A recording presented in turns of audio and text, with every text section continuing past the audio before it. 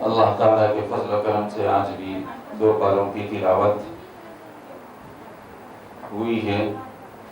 اور آپ تمام ماؤں بہنوں نے اس کو غور سے سماعت کیا اور سنا۔ اللہ تعالیٰ ہمارے اس یہاں جمع ہونے کو اور مل بیٹھنے کو اور اس سننے سنانے کو بے انتہا قبول و منظور فرمائے۔ 2-4 باتیں اس وقت ذکر کرنی ہے۔ اللہ تعالیٰ مجھے آپ کو سب کو توفیق عمل نصیب فرمائے۔ پہلی بات تو یہ ہے کہ اللہ تعالیٰ نے قرآن مجید کے 7ویں پارے میں ذکر فرمایا کہ اللہ کی نعمتوں کی شکر گزاری کرنا چاہیے۔ ناشکری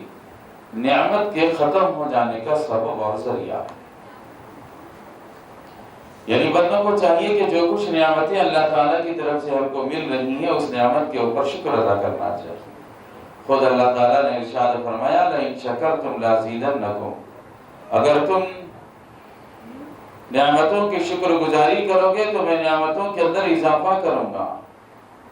وَلَئِن كَفَرْتُمْ إِنَّ عَذَابِي لَشَدِيدٌ، اور اگر تم نے نعمتوں کی ناقدری کی اور ناشکری کی تو پھر سمجھو کہ میرا عذاب انتہائی سخت ہے اور میری پکڑ انتہائی سخت ہے۔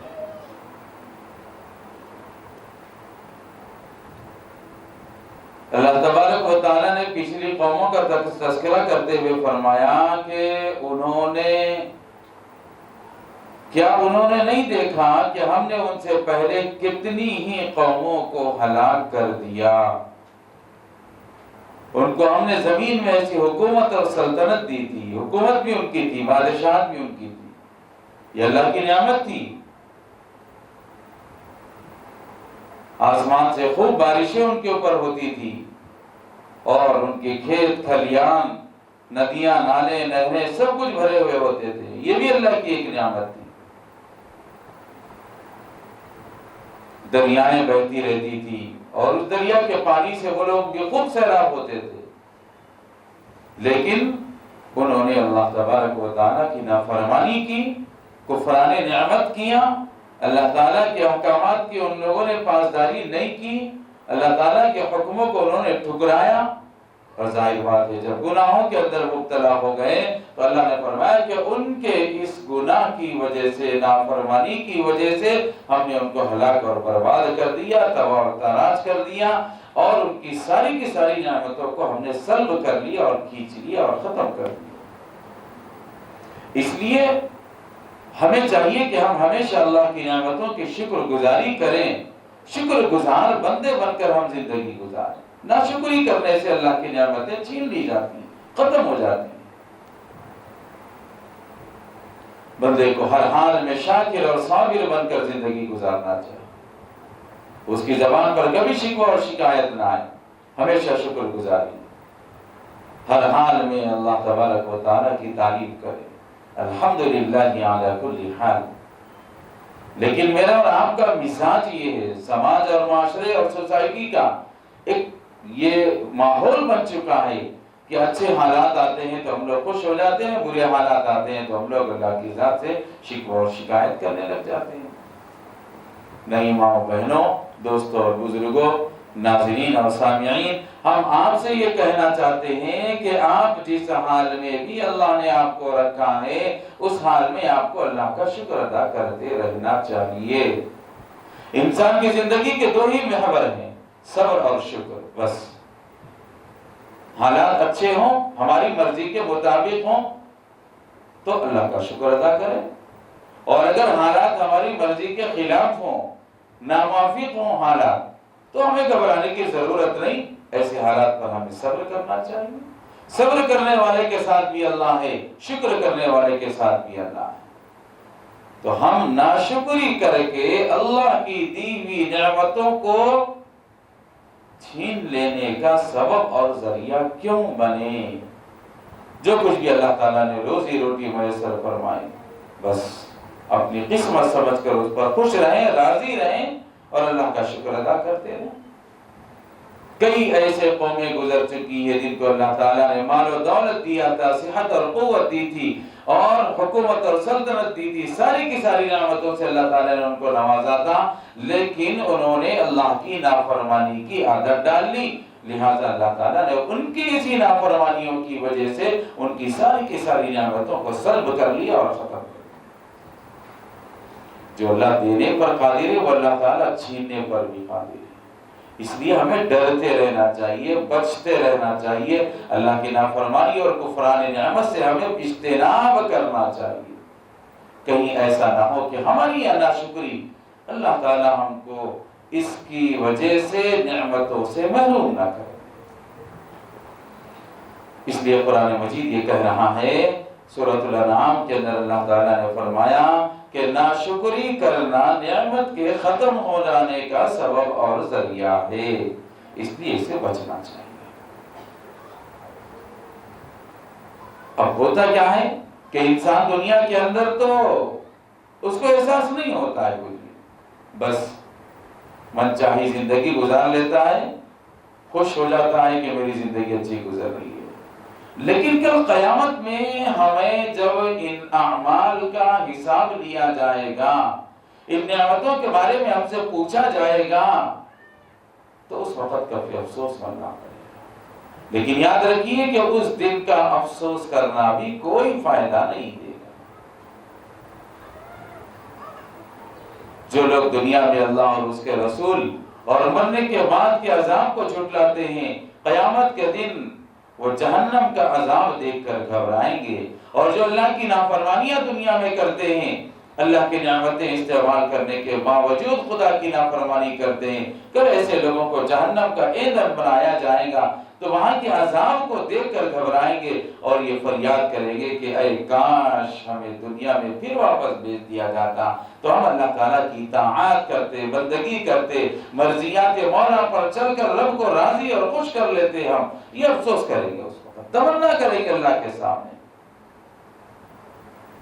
اور جو نعمتوں کو ہم نے جھٹلایا تھا وہ نہیں جھٹلائیں گے، اور اللہ تعالیٰ کی نشانیوں کو ہم لوگ مانیں گے، اللہ کے احکامات اور محمد صلی اللہ علیہ وسلم کی پوری اتباع اور تقلید کریں گے، اور ہم پکے اور سچے مومن بن کر جنت کے مستحق بن جائیں گے۔ یہ ان کے دلوں کے اندر، ان کی زبانوں میں بھی تمنا آئے گی اور وہ حسرت کریں گے، لیکن اس وقت کا افسوس کرنا میں نے کہا کہ کوئی فائدہ نہیں دیتا۔ ان کی یہ تمنا پوری نہیں ہوگی وہاں پر، بس اللہ تعالیٰ فرمائیں گے کہ دنیا دارالعمل ہے، جو کچھ کرنا تھا تم نے وہاں کر لیا، یہاں اب کچھ ہونے والا نہیں ہے۔ لہذا عقل مند انسان وہی ہے جو دنیا میں رہتے ہوئے ایمان اور اسلام کے مطابق اپنی زندگی کو گزارے اور آخرت کے عذاب سے بچنے کی کوشش اور فکر کرے، اللہ کی نعمتوں کو سے فائدہ اٹھائیں، اللہ کا شکر ادا کریں، اللہ کی اطاعت و بندگی کریں، نماز پڑھیں، روزے رکھیں، زکوٰۃ دیں، حج کریں، عمرے کریں، صدقہ و خیرات کریں، جو کچھ ہم سے بن پڑتا ہے وہ نیک اعمال ہم کرتے رہیں اور اللہ کی رضا حاصل کرتے رہیں، اللہ کی خوشنودی ہم کو ملتی رہے اور ہم جنت کے مستحق بنتے رہیں۔ اگر یہ کام نہیں کرو گے اور دنیا کے اندر من مانی کرو گے اور من چاہی زندگی گزارو گے، تو کل مرنے کے بعد جہنم کے عذاب کو دیکھ کر تمہیں افسوس ہوگا کہ کاش میں دنیا کی زندگی کو قدر کی نگاہ سے دیکھ لیتا، وہاں اللہ کی اطاعت و بندگی کر لیتا، تو آج ان عذابات سے مجھے چھٹکارا مل جاتا۔ پھر اللہ کے سامنے تمنا کرنا پڑے گا کہ اللہ ہمیں باری تعالیٰ واپس دنیا میں بھیجا دیجیے، ہم آپ کی پیروی کریں گے۔ تو اللہ فرماتے ہیں کہ آج کے دن اگر تم افسوس کرو گے تو یہ افسوس کرنا کوئی فائدہ نہیں دے گا۔ اس لیے ہمیں چاہیے کہ ہم گناہوں سے بچیں، سیدھی سادی زندگی، اطاعت و بندگی والی زندگی، اور رب کائنات کے غلام بن کر، اس کے بندے بن کر، عاجز اور مسکین بندے بن کر ہم اپنی زندگی کو گزاریں، تو ماں اور بہنوں ہمیں دنیا کی زندگی بھی سنور جائے گی اور آخرت کی زندگی بھی سنور جائے گی۔ بہت سارے لوگ ایسے ہوتے ہیں دنیا کے اندر کہ وہ اللہ کی نافرمانی تو کرتے رہتے ہیں، گناہ پر گناہ ہوتے رہتے ہیں، لیکن پھر بھی اللہ کی طرف سے ان کو نعمتیں ملتی ہی رہتی ہیں، تو وہ یہ سمجھ لیتے ہیں کہ میں دنیا میں اچھا ہوں اور میں رب کا مقرب ہوں، اسی لیے تو مجھے اللہ تعالیٰ نعمتوں پر نعمتیں دے رہے ہیں۔ تو یاد رکھیے، مسلسل گناہ کے کرنے کے بعد بھی اللہ کی طرف سے نعمتوں کا ملتے رہنا، یہ اللہ کی طرف سے ڈھیل ہے، تمہارے مقرب ہونے کی علامت نہیں ہے، تمہارے اچھے ہونے کی علامت نہیں ہے۔ گناہ پر گناہ تو کرتے جا رہے ہو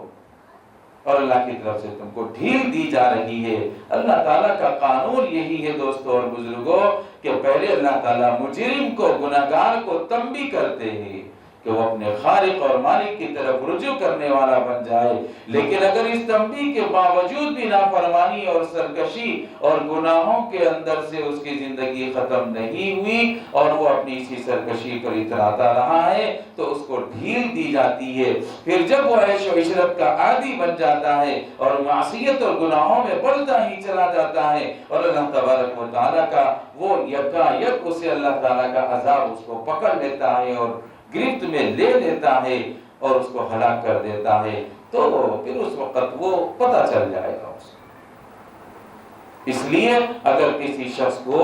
گناہ کے بعد بھی نعمتیں مل رہی ہیں تو خوش ہونے کے بجائے اسے اللہ کی طرف سے مہلت سمجھنا چاہیے اور یقین کر لینا چاہیے کہ اب جلد ہی اللہ کا عذاب میرے پاس آنے والا ہے اور میں اللہ کی گرفت میں آنے والا ہوں، سمجھ جانا چاہیے۔ لوگ کہتے ہیں نا کہ بھائی ہم ایمان پر چل رہے ہیں، ہم تو نماز پڑھ رہے ہیں، ہم تو روزہ رکھ رہے ہیں، ہم تو زکوٰۃ دے رہے ہیں، سب کچھ کر رہے ہیں، لیکن نعمتیں ہم کو نہیں مل رہی ہیں، غیروں کو مل رہی ہیں۔ تو ایسا نہ سمجھو کہ غیروں کو نعمتوں کا ملنا یہ ان کے اچھے ہونے کی علامت ہے، ایسی بات نہیں ہے۔ اللہ رب العزت والجلال کی طرف سے ان لوگوں کے لیے ڈھیل ہوتی ہے، استدراج ہوتا ہے، اور جب اللہ کے تعالیٰ پکڑنا چاہتے ہیں تو دنیا کی کوئی طاقت ان کو نہیں روک سکتی، اللہ کی پکڑ میں آ جاتے ہیں۔ ان بطش ربک لشدید، بلا شبہ اللہ تبارک و تعالیٰ کی جو پکڑ ہے وہ انتہائی سخت ہے، خدا کی لاٹھی میں آواز نہیں ہوتی۔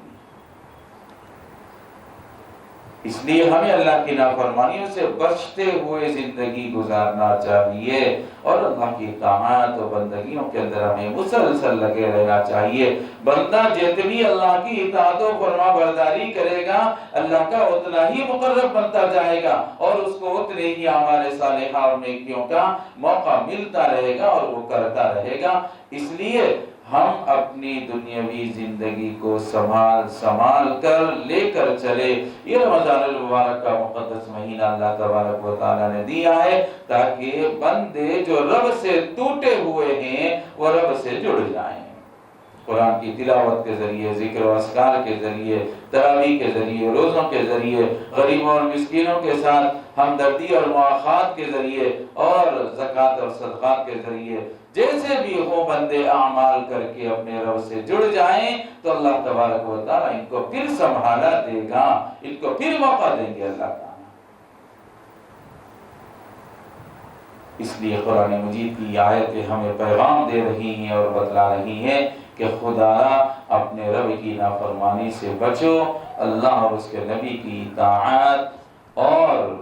فرما برداری والی زندگی گزار لو۔ اللہ مجھے آپ کو اور سارے عالم کے مسلمانوں کو توفیق عمل نصیب فرمائے، ہر قسم کے گناہوں سے، نافرمانیوں سے، عصیان اور سرکشی اور طغیان سے اللہ میری اور آپ کی پوری امت مسلمہ کی حفاظت بھی فرمائے، ہر قسم کا خیر ہمارا مقدر فرمائے، اچھے اور نیک اور بھلے اور خیر کے کام کرنے کی اللہ پاک ہمیں توفیق نصیب فرمائے۔ آمین وآخر دعوانا ان الحمد للہ رب العالمین۔